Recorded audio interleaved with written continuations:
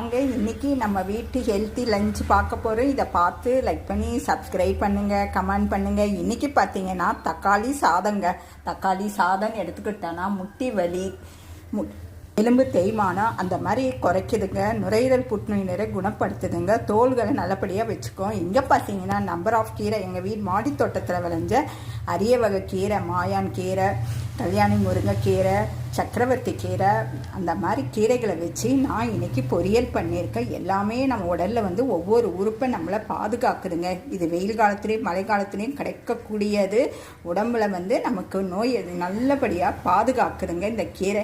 அதை வச்சு பொரியல் பண்ணியிருக்கேன். அங்கே பார்த்தீங்கன்னா செம்பருத்திங்க ரத்த அணுக்களை கூட்டுதுங்க. சிறுநீர் போகும்போது எரிச்சல் இருக்கும்போது இதை சாப்பிட்டோன்னா அதை சரி செய்யுங்க. இங்கே பார்த்தீங்கன்னா உலர்ந்த திராட்சைங்க, இது ரத்த அணுக்களை கூட்டும், கொலஸ்ட்ராலை கம்மி பண்ணுங்க. இங்க உளுந்த வடங்க பெண்களுக்கு வலுவுறுத்துங்க. மோர் வாயு பிரச்சனையை